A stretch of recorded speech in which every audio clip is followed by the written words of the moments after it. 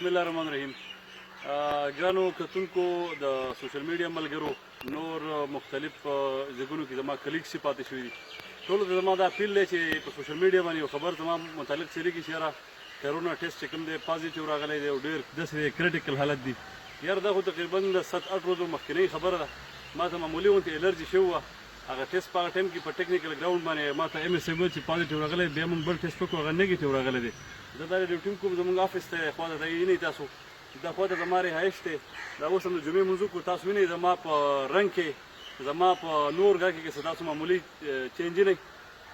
روژه الحمدلله ښه برابر روانه ده، روژې نیسو ټوټل چې څونه تراویح دي هغه کوو، هر څه برابر روان دي. تاسو مهرباني وکړئ چې دا بعض څیزونه مه شیر کوئ، دا میسج شیر کړئ چې لکه انسان چې کوم دی دا کرونا چې دی دا یو ریکوریبل څیز دی، د دې نه خلک ریکور کېږي، څه مسله په دې کې نشته، دومره د تشویش خبره نه ده. دې نه تاسو چې کوم څیزونه شیر کوئ نو د هغې نه مشران چې کوم دي، کوم به فیملي کې مشران دي ایجډ دي، نو هغې تشویش دی چې یاره رښتیا دا بشر داسې حالت دي.